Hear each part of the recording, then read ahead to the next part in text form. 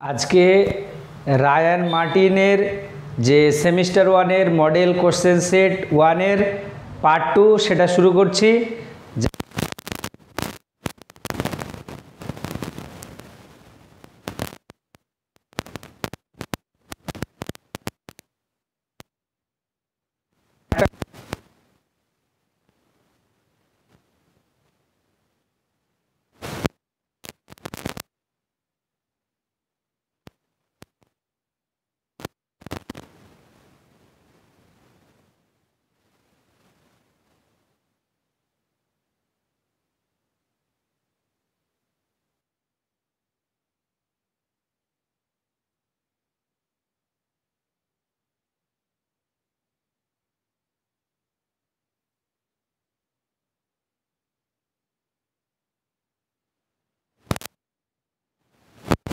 আর আগে একটা লেখা আছে, সেই লেখাটা যেটা আছে ওর সাপেক্ষেই এই কোশ্চেন দুটোর অ্যান্সার করতে হবে। সেটা হচ্ছে 19 নাম্বার আর 20 নাম্বার। কি বলেছে লেখাটা?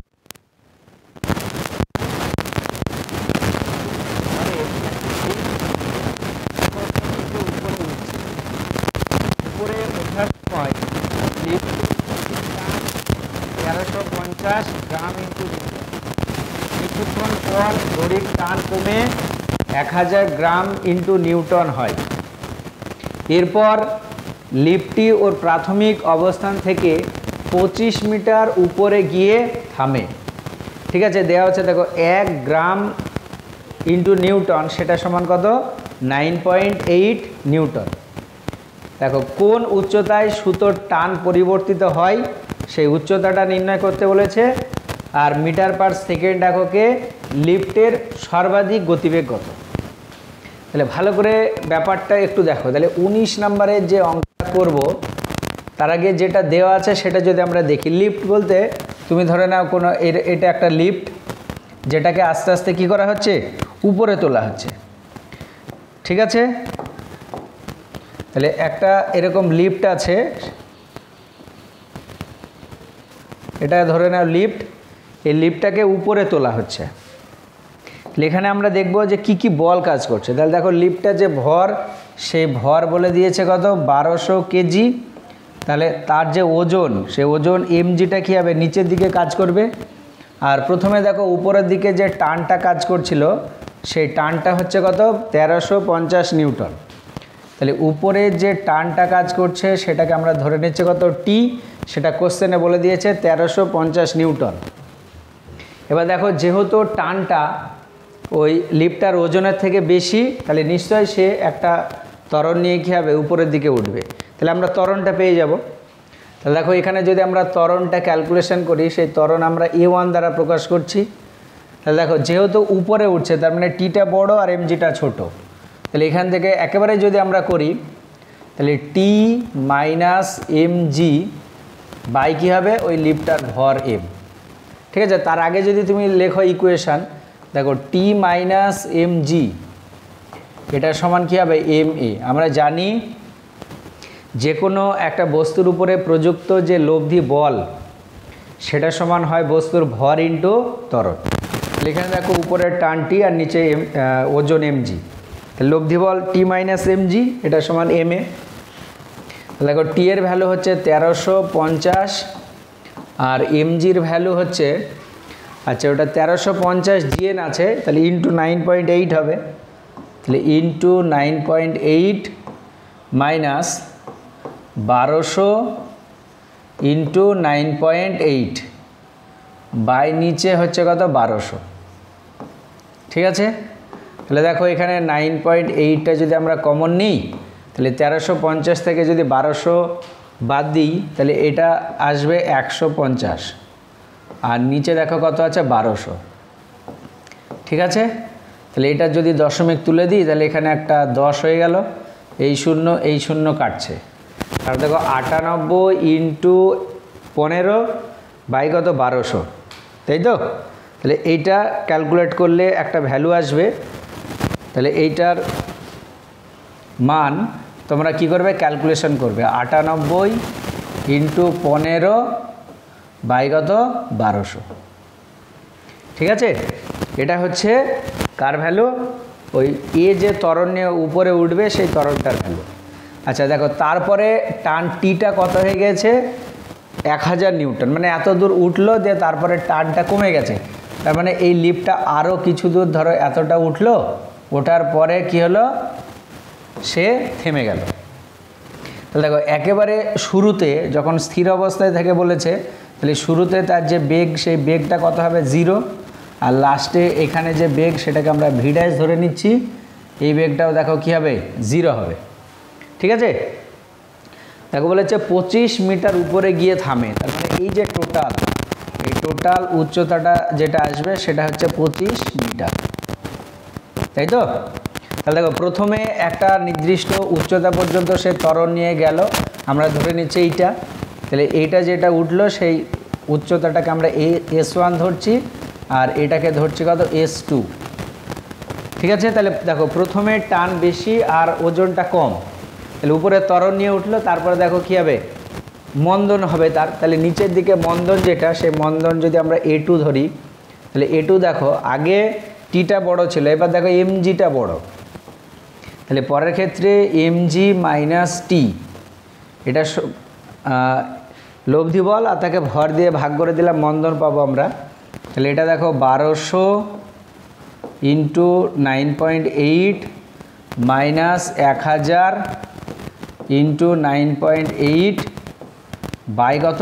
1200, তাই তো? তাহলে এটার সমান দেখো 0.8 ইন্টু 200 বাই কত? 1200। এটা কাটলে এখানে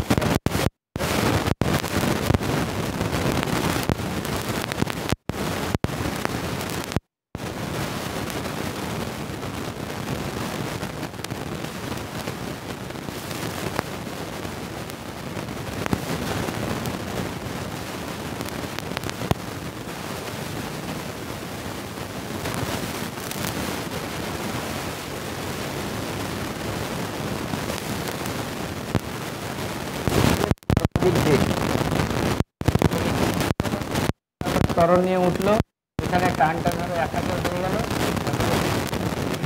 0 হলো। তাহলে এই জায়গাটায় দেখো ভেলোসিটি বা বেগ, সেটা কী হবে? তার ম্যাক্সিমাম হবে। তাহলে সেই ম্যাক্সিমাম ভেলোসিটিটা ক্যালকুলেশন করব, আর আমরা ওটা ক্যালকুলেশন করবো। আচ্ছা, এবার দেখো এখানে এই জায়গাটাতে কণার বেগ কত? ইউ সমান 0, আর এখানে দেখো বেগ সেটা কত? ভি, আর এ যে দূরত্বটা অতিক্রম করেছে সেটা কত? S1। তাহলে যদি আমরা এই সূত্রটা ইউজ করি, 1 নাম্বার দেখো ভি স্কোয়ার এটা সমান ইউ স্কোয়ার প্লাস 2as, ত্বরণটাকে দেখো আমরা A1 ধরেছি, A1, আর দূরত্বটাকে দেখো S1 ধরেছি, তাহলে S1। আর এখান থেকে এই কেসটার ক্ষেত্রে তার প্রাথমিক যে বেগ, সেই প্রাথমিক বেগের ভ্যালুটা 0। তাহলে এখান থেকে যদি আমরা ধরো ভি ক্যালকুলেশন করি, তাহলে √2 ইন্টু A1 ইন্টু এখানে কত? S1, এটা আসবে। A1 এর ভ্যালু আমরা দেখো অলরেডি ক্যালকুলেশন করেছি, সেই ভ্যালুটা বসাবো। পরের কেসটাতে দেখো এখান থেকে যখন এখানে যাচ্ছে, তার কি হচ্ছে? মন্দন হচ্ছে। সেই মন্দনটাকে আমরা ক্যালকুলেশন করেছি, সেই মন্দনটা কত? A2। ঠিক আছে? তাহলে এই সেকেন্ড কেসটাতে যদি আমরা বসাই, দেখো ভি ড্যাশ তার স্কোয়ার এটা সমান দেখো V square minus 2 into A2 into কত? S2, এটা হবে। যেহেতু মন্দন নিয়ে গেছে, ওই জন্য মাঝখানে কী হলো? মাইনাস হলো, আর এটা 0। তাহলে এখান থেকে দেখো ভি স্কোয়ার এটার সমান কি আসছে? 2A2 ইন্টু কত? S2। তাহলে ভি সমান দেখো √2 ইন্টু A2 ইন্টু কত? S2। তাহলে দেখো এটাও ভি এর ভ্যালু, এটাও ভি এর ভ্যালু, তাহলে দুটো অবশ্যই কী হবে? সমান হবে। তাহলে ওই দুটোকে এবার আমরা কি করব? সমান করে দেবো। তাহলে যদি সমান করে দিই, তাহলে √2 ইন্টু A1 S1 এটার সমান √2 ইন্টু A2 S2, তাই তো? এইবার এখান থেকে দেখো যদি রুটটা তুলে দিই, 2 2 কেটে যাচ্ছে, তাহলে A1 S1 এটার সমান কত আসছে? A2 S2। এটা একটা ধরো ইকুয়েশন পেলাম, এটা 1 নাম্বার। আর আরেকটা দেখো এই যে এটা S1 এটা S2 আর মোটটা দেখো কত বলে দিয়েছে কোশ্চেনে 25, তাহলে অবশ্যই এখান থেকে আমরা এটা লিখতে পারবো S1 প্লাস S2 এটা সমান কত 25, তাই তো। এবার দেখো আমরা যে কোনো এই দুটো সমীকরণ পেলাম, এই দুটো সমীকরণ যদি আমরা সমাধান করি তাহলে দেখো এখানে লিফটটা প্রথমে কতটা উচ্চতায় উঠে তার টানটা পরিবর্তিত হলো, সেই টানটাই সেই উচ্চতাটা কিন্তু আমরা পেয়ে যাব, তাই না।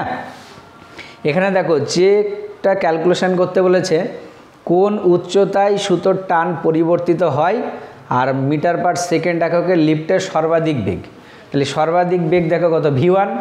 তাহলে এই দুটো সমীকরণ যদি আমরা সমাধান করি তাহলে দেখো S1 এবং S2-র মানটা পেয়ে যাব। S2-টা আমাদের দরকার নেই, আমাদের দরকার কোনটা S1টা, ঠিক আছে। তাহলে যদি আমরা এখান থেকে S1 পেয়ে যাই তাহলে এই যে কোনো একটা সমীকরণে এই সমীকরণে যদি আমরা বসাই তাহলে দেখো কার ভ্যালু পাবো, V এর ভ্যালু পাবো। আচ্ছা দেখি ক্যালকুলেশন করার চেষ্টা করি।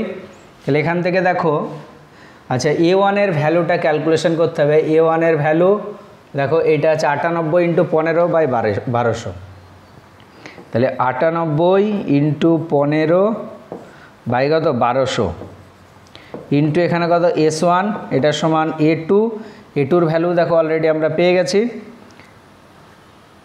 তাহলে A2-র ভ্যালু আছে 98 বাই নিচে কত 60 ইন্টু এখানে দেখো কত S2, ঠিক আছে।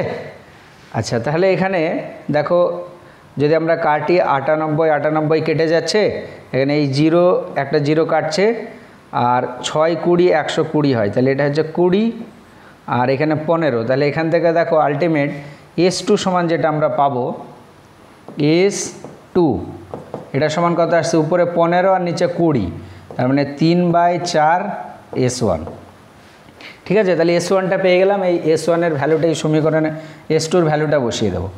তাহলে S1 প্লাস 3/4 S1 এটার সমান কত 25। আচ্ছা এখান থেকে S1টা যদি আমরা কমন নিই তাহলে 1 প্লাস 3/4 এটার সমান হচ্ছে 25। তাহলে S1 এটার সমান দেখো এটা যদি আমরা লসাগু করি তাহলে 4 আর এখানে 3 7, তাহলে 4 ইন্টু দেখো 25টা ওইদিকে চলে গেল আর নিচে কত হয়ে যাবে 7 হবে। তাহলে দেখো এটা অ্যাকচুয়ালি কী আসছে 4 25 কত হয় 100 ভাগ কত 7, তাহলে 100-কে 7 দিয়ে ভাগ করলে যেটা হবে সেটা কার ভ্যালু হবে S1-এ। 100-কে 7 দিয়ে ভাগ করবে দেখবে মোটামুটি এইটা আসবে 14.3। তাহলে কোন উচ্চতায় গিয়ে টানটা পরিবর্তন হবে সেটা হচ্ছে 14.3 মিটার। আর একটা জানতে চেয়েছে লিফটের সর্বাধিক গতিবেগ, সর্বাধিক গতিবেগ মানে V। আমরা যদি এই সমীকরণে বসাই তাহলে দেখো V সমান √2A1, তাহলে 2 × A1, A1-এর ভ্যালু দেখো যেটা ছিল 98 × 15, এখানে দেখো লেখা আছে বাইগত 1200 আর ইন্টু S1, S1-এর ভ্যালু আমরা এটা পেলাম 100 বাইগত 7। তাহলে এখানে এই দুটো শূন্য কাটলো, এটা ক্যালকুলেশন করবে, ক্যালকুলেশন করলে একটা ভ্যালু আসবে, বোঝা গেল। এটা ক্যালকুলেশন করতে হবে। তাহলে এটা যদি আমরা কাটি তাহলে 6 আর এটাকে যদি 3 দিয়ে কাটি তাহলে 5, এটাকে 3 দিয়ে কাটলে কত 2, ঠিক আছে। আর 98-কে যদি 2 দিয়ে কাটি তাহলে হচ্ছে 49, তাহলে 49 × 5 কত 7, তার আবার রুট। তাহলে দেখো V সমান আলটিমেট আসবে √49 × 5 কত 7, তাহলে এটা দেখো কত আসবে 7, এটা পয়েন্ট হবে না, ঠিক আছে। তাহলে দেখো V সমান আসবে √49 × 5 কত 7, তাহলে এটা দেখো কত হয় 7 হয়, ঠিক আছে। এটা হবে 7 আর এখানে দেখো বা এটা যদি একবারেই করে দিই এটা কাটলে কত 7, তাহলে এটা দেখো কত 35। আমরা জানি যে 6 6 কত হয় 36, তাহলে রুটের মধ্যে যদি 36 হতো তাহলে কত 6 হতো, তার মানে 6-এর থেকে কী হবে সামান্য কম হবে, তাহলে 6-এর থেকে সামান্য কম মানে দেখো কত হবে 5.92, এটা হবে উত্তর। ক্যালকুলেটর যদি নাও থাকে তাও কিন্তু করা যাবে, ঠিক আছে, একটু ভালো করে মাথাটা খাটাতে হবে, বুঝতে পেরেছো? আচ্ছা, তারপরে যে কোশ্চেনটা আছে দেখো কি বলেছে, ক্যাপিটাল এম ও স্মল এম ভরের দুটি বস্তুকণা যথাক্রমে ক্যাপিটাল আর ও স্মল আর ব্যাসার্ধের বৃত্তাকার পথে আবর্তন করছে, তাদের আবর্তনকাল সমান হলে কৌণিক বেগের অনুপাত কত? আচ্ছা, আবর্তনকাল আর কৌণিক বেগের মধ্যে কি সম্পর্ক সেটা আমরা দেখব, তাহলে হয়ে যাবে। তাহলে দেখো আবর্তনকাল আর কৌণিক বেগের মধ্যে সম্পর্ক, তাহলে কৌণিক বেগ মানে ওমেগা, ওমেগা সমান আমরা কি জানি 2π/, কত টি, এটা হচ্ছে ফর্মুলা। তাহলে দেখো এখানে কোশ্চেনে কি বলে দিয়েছে, ব্যাসার্ধের বৃত্তাকার পথে আবর্তন করছে, এবার এখানে দেখো বলেছে আবর্তনকাল সমান, আর আমরা এখানে দেখতে পাচ্ছি কৌণিক বেগ ওমেগা যেটা সেটা আবর্তনকালের উপরে কি নির্ভরশীল, যেহেতু আবর্তনকাল সমান তাহলে তাদের কৌণিক বেগের মান কি হবে, সমান হবে, বুঝতে পেরেছ? তাহলে এখান থেকে দেখো যেহেতু আবর্তনকাল সমান তাহলে ω1/ω2 এটা সমান কত হবে 1 হবে, ভালো করে মনে রাখতে হবে, তাহলে সহজে অঙ্ক হয়ে যাবে। আচ্ছা, তারপরে যে কোশ্চেনটা আছে সেটা দেখো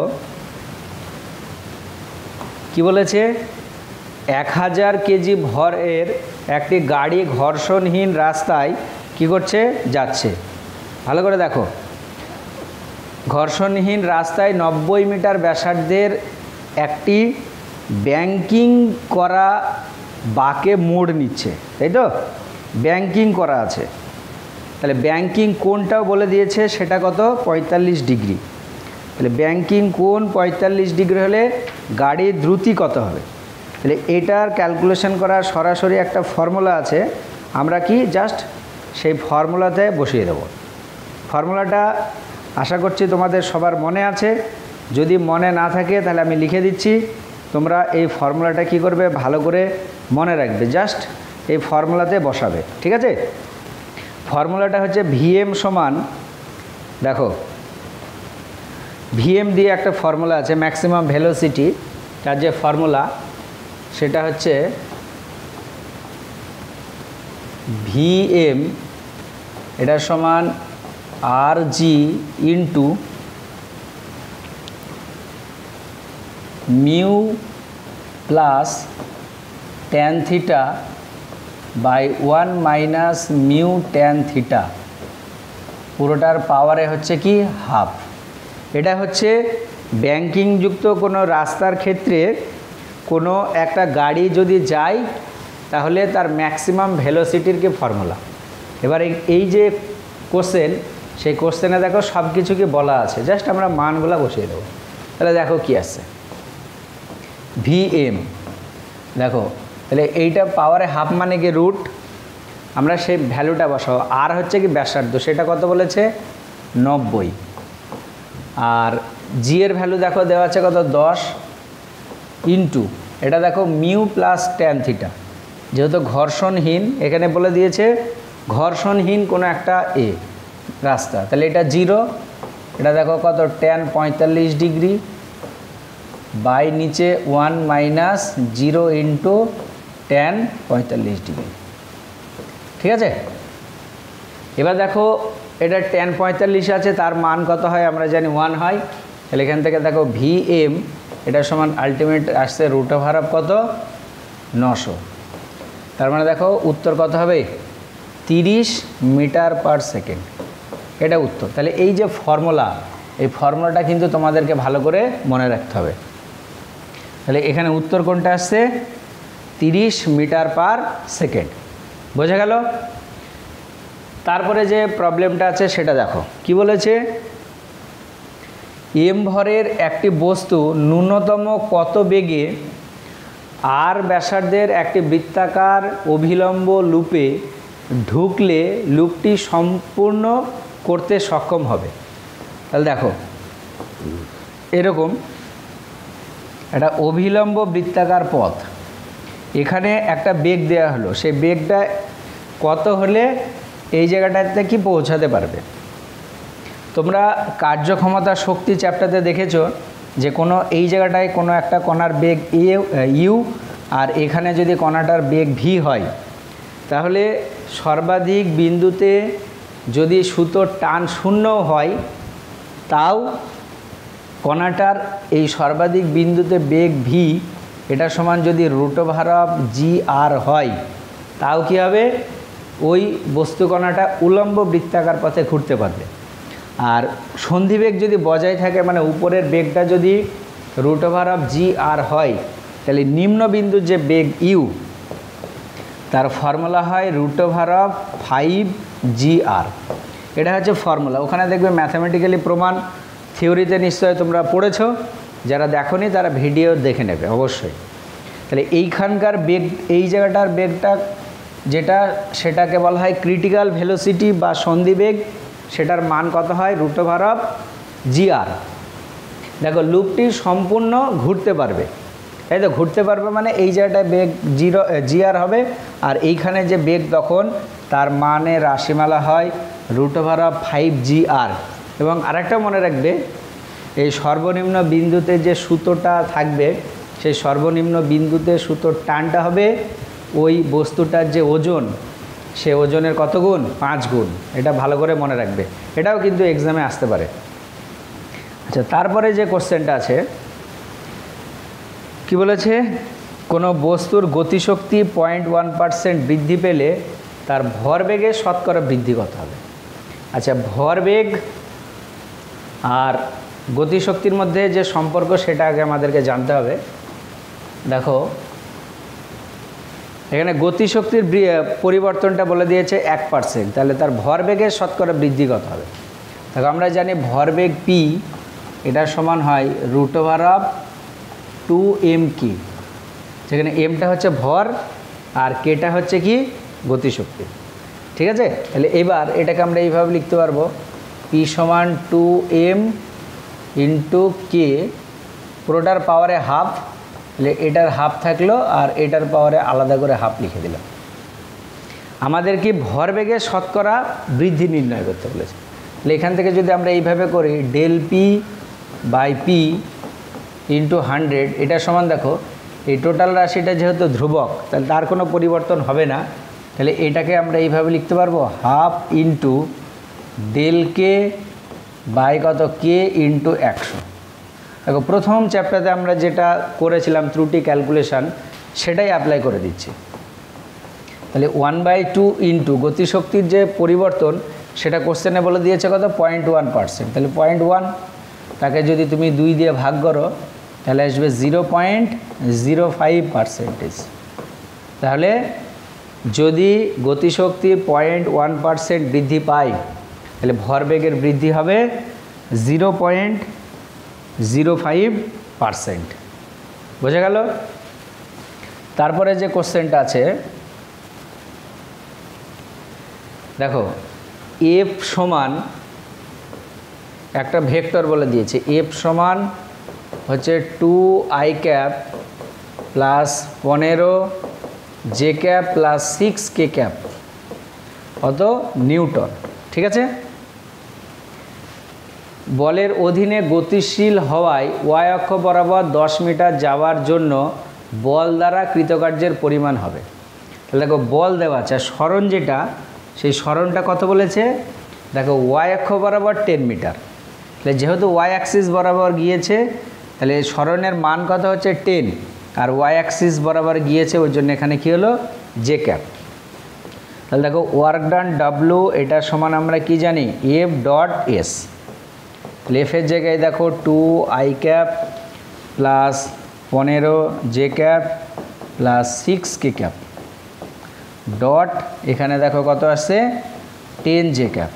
তাহলে এখানে জে ক্যাপ, এটা জে ক্যাপ, গুণ করে দাও। তাহলে 15 আর 10 গুণ করলে কত হয় 150। আর 150 কী হবে জুল, কৃতকার্যের একক কী হয় জুল হয়। তাহলে এখানে দেখো বিয়েরটা সঠিক উত্তর 150 জুল। আচ্ছা, তারপরে যে কোশ্চেনটা আছে কি কি বলেছে 10⁴ কেজি ভরের একটি ট্রাক 1.50 নতিকোণ বিশিষ্ট নততল বেয়ে 36 কিলোমিটার/আওয়ার বেগে উঠছে, এর ইঞ্জিনের ক্ষমতা কত? তাহলে দেখো একটা আমরা আগে নততল অঙ্কন করি। এটা একটা ধরো নততল, এই নততলের নতিকোণ থিটা এটা বলে দিয়েছে 1.50 ডিগ্রি, ঠিক আছে। আর এই নততল দিয়ে একটা ধরো ট্রাক উঠছে, এটা একটা ট্রাক। এবার আমরা জানি ট্রাকের যে ওজন, সে ওজন এই দিক দিয়ে কাজ করে, এই অ্যাঙ্গেলটাকে আমরা থিটা ধরে নিচ্ছি, ওজন mg। এই ওজনের এই বরাবর একটা উপাংশ থাকে, সেই উপাংশটা হয় mg সাইন থিটা, আর এই দিকে একটা উপাংশ থাকে, সেটা হয় mg কত কস থিটা। এবার এখানে দেখো এই যে ট্রাকটা উপরে উঠছে, তার মানে দেখো ট্রাকটা mg সাইন থিটার যে বল নিচের দিকে কাজ করছে, সেই বলের বিরুদ্ধে কি করছে, একটা কার্য করছে, ঠিক আছে। তাহলে এখানে ওই ট্রাকটার উপরে যে বাধা বলটা কাজ করছে, সেই বলটা কত mg সাইন থিটা, ঠিক আছে। তাহলে আমরা কি করব, কৃতকার্য ক্যালকুলেশন করব। দেখো কৃতকার্য w এটা সমান একটা হয় f ইন্টু ভি, আবার কৃতকার্য w সমান দেখো f ডট এসও হয়। আমরা এই কৃতকার্য না, ক্ষমতা ক্যালকুলেশন করতে বলেছে, তাহলে ক্ষমতা p এটা সমান হচ্ছে f ইন্টু কত ভি, এই ফর্মুলাটাকে আমরা ইউজ করব। তাহলে এফটা কি, যে বলটা প্রযুক্ত হচ্ছে সেইটা, সে বল যেটা প্রযুক্ত হচ্ছে সেটা দেখো কত mg সাইন থিটা, তাই তো। আর ভি এর যে ভ্যালু সেটা দেখো বলে দিয়েছে 36 কিলোমিটার/আওয়ার, তাহলে মিটার পার সেকেন্ডে করব, তাহলে 36 ইন্টু কত 1000 বাই নিচে কত 3600। আর ক্ষমতা ক্যালকুলেশন করতে বলেছে, তাহলে ওয়াট হবে এটা। এবার মানগুলো যদি বসায়, তাহলে এম এর জায়গায় দেখো 10⁴, আর জি এর ভ্যালু হচ্ছে 10। আর এখানে একটা জিনিস মনে রাখবে, দেখো থিটার যে ভ্যালুটা বলেছে, সেই থিটার ভ্যালুটা কি খুবই সামান্য, দেখো 1.50। আর আমরা জানি থিটার ভ্যালু যদি খুব ক্ষুদ্র হয়, তাহলে তখন সাইন থিটাকে কি লেখা যায়, থিটা লেখা যায়। তাহলে ওই সাইন থিটার জায়গায় কি থিটা লিখবো, আর থিটার ভ্যালু কত 1.50।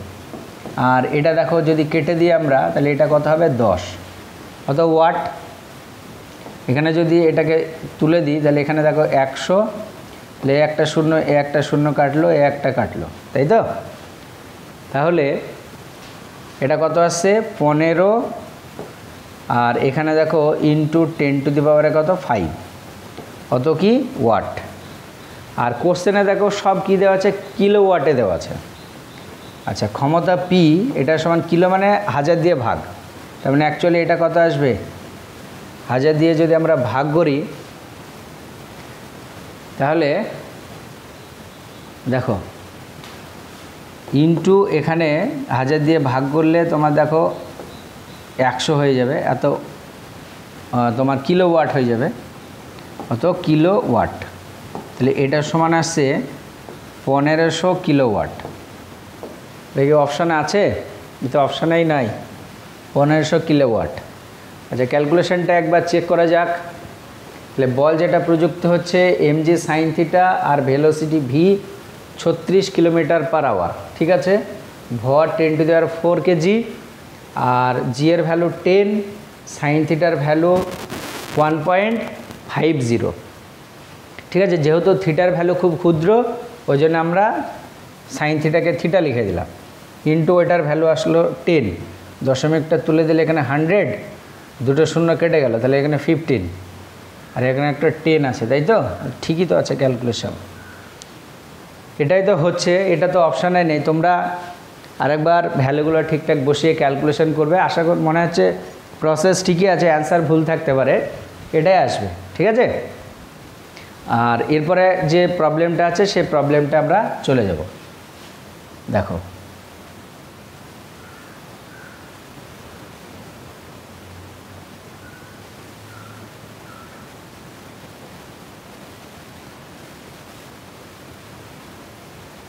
27 নম্বরের যে প্রবলেমটা আছে কি বলেছে, এক্স অক্ষ বরাবর সরণ এবং ওয়াই অক্ষ বরাবর গতিশক্তির লেখ অঙ্কন করলে লেখর নতি ড্যাশের সমানুপাতিক হবে। তাহলে দেখো বলেছে একটা লেখচিত্র অঙ্কন করতে, সেই লেখচিত্রের এক্স অক্ষ বরাবর কি আছে, সরণ, আর ওয়াই অক্ষ বরাবর কি তোমার গতিশক্তি। তাহলে দেখো আমরা যদি লেখচিত্র অঙ্কন করি, এইটা হচ্ছে এক্স অক্ষ, এই বরাবর কি আছে, সরণ, আর এই বরাবর কি আছে, গতিশক্তি। ধরো কি গতিশক্তি কি, তাহলে একটা লেখচিত্র ধরো আমরা অঙ্কন করলাম, আমরা জানি সরণ যদি বৃদ্ধি পায় তাহলে গতিশক্তি কি হয়, বৃদ্ধি পায়। তাহলে এখানে দেখো একটা লেখচিত্র হলো, এটা এর নাম দিয়ে দিলাম, এখান থেকে একটা লম্ব টানলাম, এটা হচ্ছে বি। তাহলে এখানে একটা কোণ উৎপন্ন করলো, তাহলে এখানে নতি যেটা, নতি মানে হচ্ছে ট্যান থিটা, ঠিক আছে। তাহলে এখানে ট্যান থিটার সমান দেখো কি লেখা যাবে, এবি বাই কত, এবি বাই ওবি। দেখো এবি যেটা, এবিটা কি এখানে গতিশক্তি। আচ্ছা, গতিশক্তি যদি একবারে আমরা রাশিমালা বসিয়ে দিই তাহলে দেখো সেটা কি হয়, হাফ এম ভি স্কোয়ার, আর ওবি মানে কি সরণ এস, এটা লেখা যাবে। আচ্ছা দেখো এবার জানতে চেয়েছে যে এটা কার সঙ্গে সমানুপাতিক হবে, তাই তো। তাহলে নতি এটা সমান উপরে আসে হাফ এম ভি স্কোয়ার। দেখো ভি যেটা, সেই ভি এর ভ্যালুটা কি আমরা আগে একটু ক্যালকুলেশন করি, ঠিক আছে। তাহলে কার সঙ্গে সমানুপাতিক হবে, ওই লেখচিত্রের নতিটা। তাহলে actually half M V square by কত এস।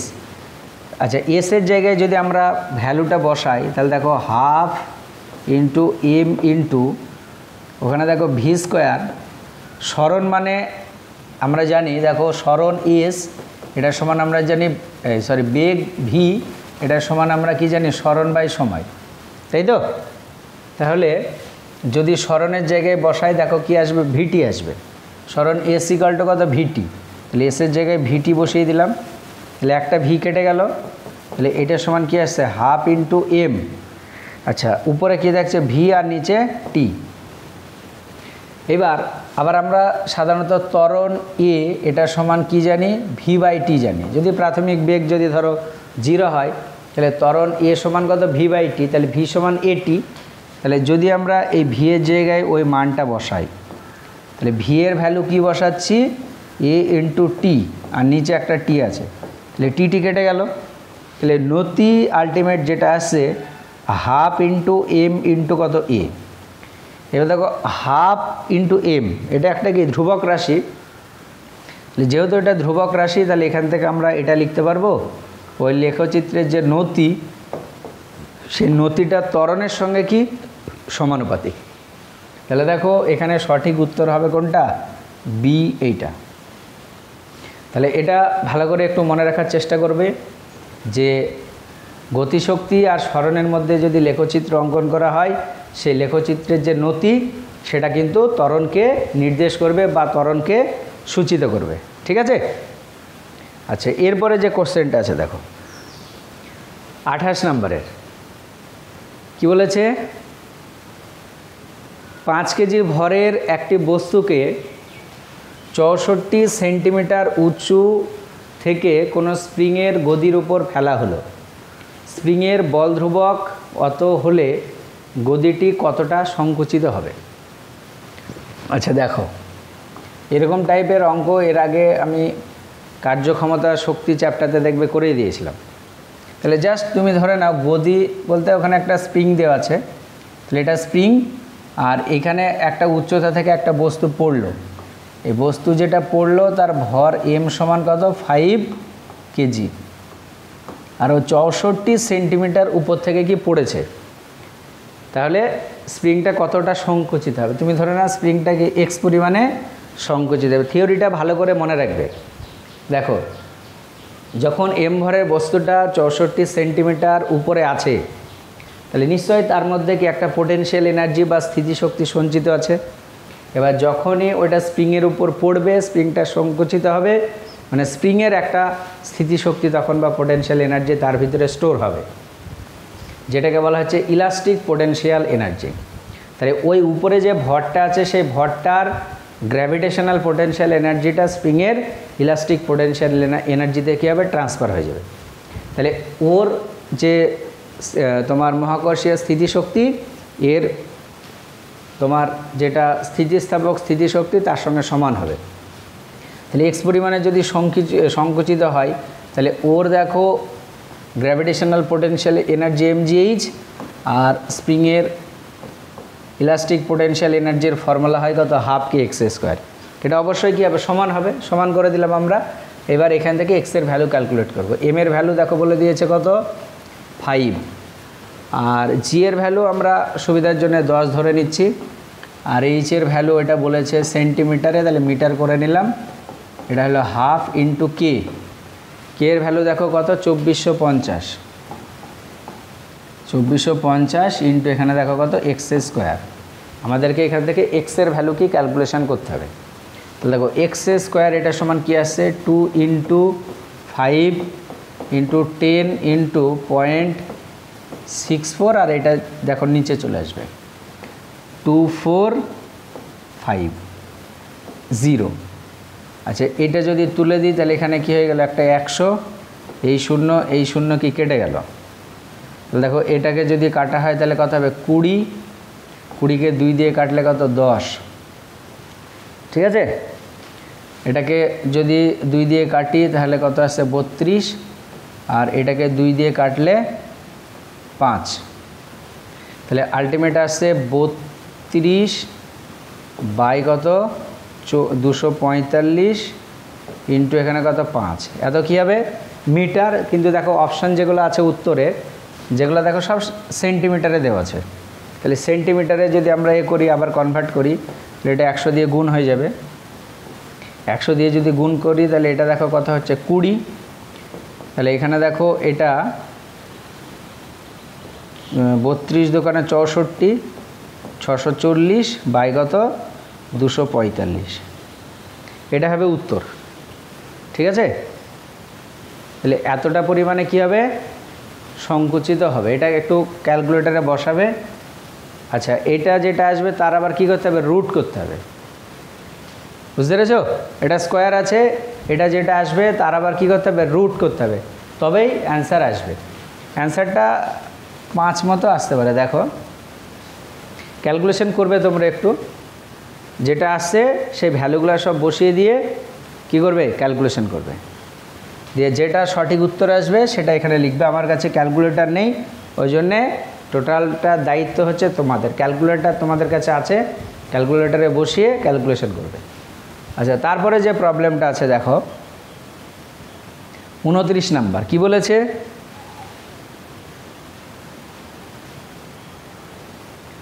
বিবৃতি 1 একটা দিয়েছে, বলেছে যদি 3টি বল F1, F2 ও F3 একটি ত্রিভুজের 3টি বাহু দ্বারা উপস্থাপিত হয় এবং F1 প্লাস F2 এটা সমান মাইনাস F3 হয়, তাহলে ওই 3টি বল সমবিন্দু বল হবে এবং সাম্যাবস্থার শর্ত পূরণ করবে। বিবৃতি 2 কি বলেছে দেখো, F1, F2 ও F3 এই বল 3টি ক্রমানুসারে একটি ত্রিভুজের বাহুগুলিকে সূচিত করলে রৈখিক সাম্যাবস্থার শর্ত পূরণ হবে।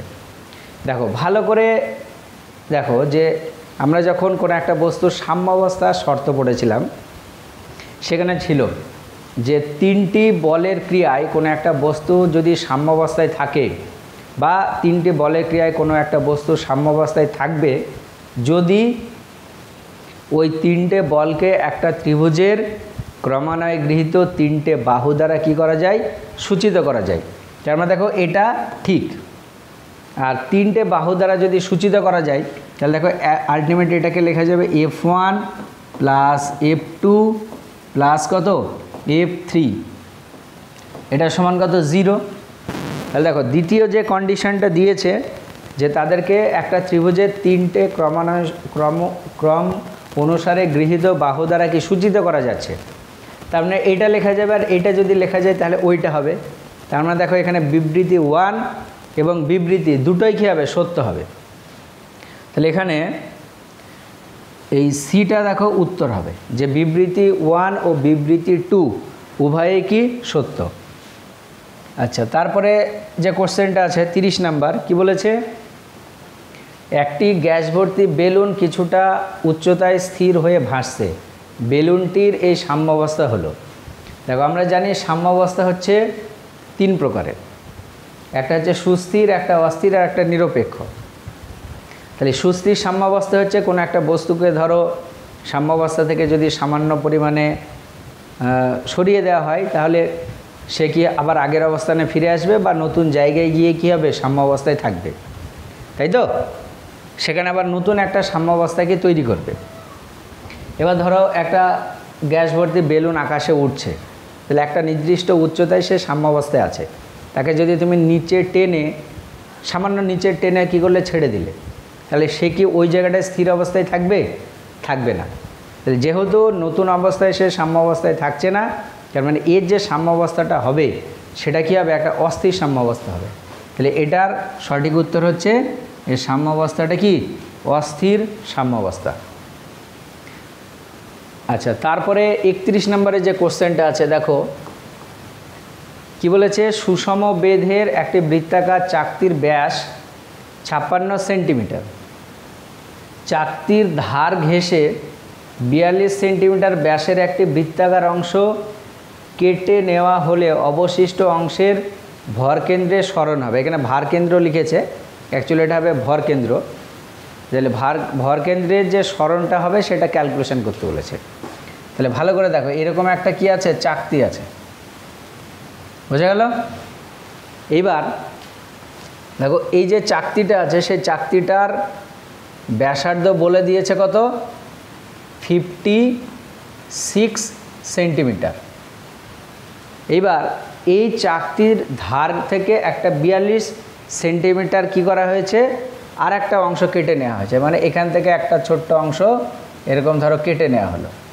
তাহলে যদি কেটে নেওয়া হয় তাহলে তার ভর কেন্দ্র বা ভার কেন্দ্র কোনোটাই কিন্তু এই পজিশনে থাকবে না। আমরা জানি যে একটা যদি চাকতি হয় তাহলে তার সেন্টার অফ মাস সেটা কোথায় থাকে, তার মিডিল পয়েন্টে থাকে।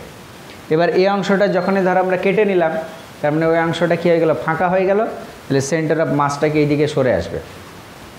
তাহলে এখানে দেখো প্রথমে আমরা যদি এইটাকে মূলবিন্দু ধরে নিই, তাহলে এটা এক্স অক্ষ, এটা ওয়াই অক্ষ। তাহলে দেখো এর সেন্টার অফ মাসের যে চেঞ্জটা হবে, সেই চেঞ্জটা দেখো এক্স অ্যাক্সিস বরাবর, তার উপরে উঠবে না, নিচেও নামবে না। তাহলে দেখো যদি এই অংশটা কেটে নেওয়া হয় তাহলে মোটামুটি সেন্টার অফ মাসটা এই দিকে কিছুটা কী হবে, সরে আসবে, ভরকেন্দ্র বা ভারকেন্দ্র যেটাই বলো। এবার এইটা ক্যালকুলেশনের একটা ফর্মুলা আছে, সেই ফর্মুলাটা ভালো করে শুনে নাও। XCM এটা সমান ফর্মুলা হচ্ছে A1x1 minus A2x2 by A1 minus A2, এটা হচ্ছে কি ফর্মুলা। ভালো করে শুনুন, এই ফর্মুলায় যদি বসানো যায় তাহলে কিন্তু চলে আসবে। দেখো প্রথমে কি আছে, A1x1, A1টা কি, A1টা হচ্ছে ওই বড় যে চাকতিটা আছে তার ক্ষেত্রফল। ভালো করে শুনে নাও, A1টা কি বড় চাকতির ক্ষেত্রফল, আর x1টা হচ্ছে বড় চাকতিটা সেন্টার অফ মাস, A2টা হচ্ছে যে চাকতিটা কেটে নিয়েছি তার ক্ষেত্রফল, আর x2টা হচ্ছে তার সেন্টার অফ মাস। ভালো করে এবার দেখো এখানে এই যে অংশটা, এই অংশটা বলে দিয়েছে কত, 42 তো না আছে, এখানে একটু হলো, কারণ এখানে এই যে টোটালটা হচ্ছে তোমার, এটা হচ্ছে ব্যাসটা বলে দিয়েছে 56, তাহলে তার অর্ধেক মানে এই টোটালটা হবে দেখো 28, এটা হচ্ছে 28 আর এটা 42 আছে, তো তাহলে তার অর্ধেক হবে, তার মানে দেখো এটা কত হবে 21, এইটুকু কত হচ্ছে 21, ঠিক আছে। এবার জাস্ট আমরা ফর্মুলায় বসিয়ে দেবো, A1টা কি ওই বড়টার ক্ষেত্রফল, তার মানে পাই ইন্টু 28 তার স্কোয়ার ইন্টু ওর সেন্টার অফ মাস কেটে নেওয়ার আগে কোথায় ছিল, ও পয়েন্টে, এই জায়গাটায়, তার মানে 0 মাইনাস a2 মানে যে অংশটা কেটে নেওয়া হয়েছে তার ক্ষেত্রফল পাই ইন্টু 21 তার কি স্কোয়ার ইন্টু x2 মানে ওর যে সেন্টার অফ মাস। দেখো টোটালটা হচ্ছে কত, টোটালটা হচ্ছে 28 আর এইটুকু হচ্ছে কত 21, তাহলে এইটুকু কত হবে দেখো 28 মাইনাস 21 মানে কত 7, বাই নিচে দেখো পাই ইন্টু 28 তার স্কোয়ার মাইনাস পাই ইন্টু 21 তার স্কোয়ার। এটা ক্যালকুলেশন করবে, যেটা আসবে সেটাই হবে এখানে অ্যান্সার। বোঝা গেল? ক্যালকুলেশনটা তোমরা নিজের মতো করে করবে।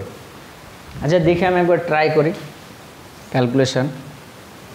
আচ্ছা দেখো এটা তো 0 হয়ে গেল, থাক, মাইনাস পাই ইন্টু এটা দেখো 21 ইন্টু 21 ইন্টু কত 7, আর নিচে এখানে পাইটা কমন নিয়ে নিলাম আমরা, তাহলে এটা দেখো a square minus B square, তাহলে 28 প্লাস 21 ইন্টু 28 মাইনাস 21 মানে 28 থেকে 21 বাদ দিলে 7 হবে, তাহলে এই 7 কেটে দিলাম, পাই কেটে দিলাম, তাহলে মাইনাস উপরে থাকছে 21 ইন্টু 21 বাই নিচে 28 প্লাস 21, এটা মানে 49।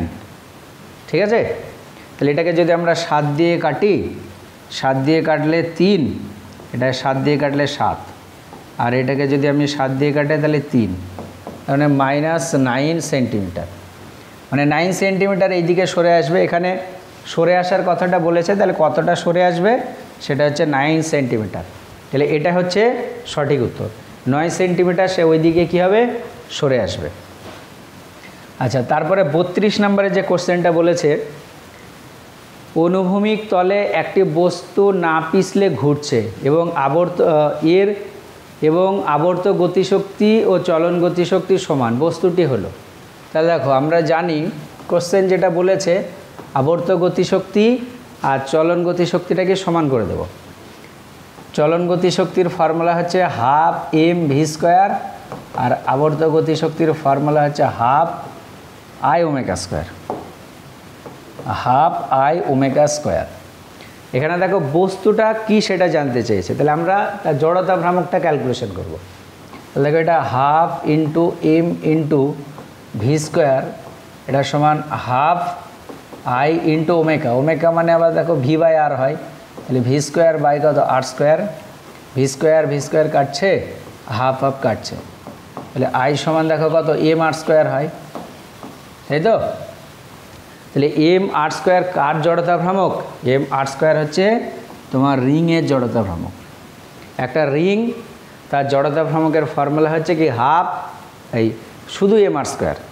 তাহলে এখানে দেখো যেহেতু এর জড়তা ভ্রামক এসছে এম আর স্কোয়ার, তার মানে অবশ্যই ওটা কী হবে একটা রিং হবে বা বলয় হবে। ঠিক আছে, 33 নম্বরেরটা দেখো এবার কি বলেছে, আর ব্যাসার্ধের একটি চাকার পরিধি বরাবর একটি দড়ি জড়ানো হলো, চাকতির অক্ষ অনুভূমিক ও জড়তা ভ্রামক আই,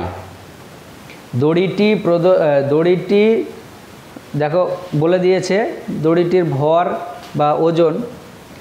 আচ্ছা দড়িটির প্রান্তে এমজি ওজনের একটি বস্তু আটকানো আছে, ভারটি স্থির অবস্থা থেকে পড়তে শুরু করে, এইচ দূরত্ব পড়ার পর চাকতির কৌণিক বেগ কত হবে। তার মানে ব্যাপারটা এরকম একটা ধরো চাকতি আছে, এখানে একটা ভর এরকম ঝোলানো আছে, এই জায়গাটায় ধরো এইভাবে আটকানো আছে, তাহলে যদি এইটা নামে তাহলে ও কী হবে ঘুরবে। এটাতে ধরো অনেকগুলো দড়ি এইভাবে জড়ানো আছে, তাহলে এইখানে যে ভরটা আছে সেই ভরটা ওজন হচ্ছে কত এমজি, তাহলে এ যদি নিচের দিকে নামে তাহলে এ কী হবে ঘুরবে।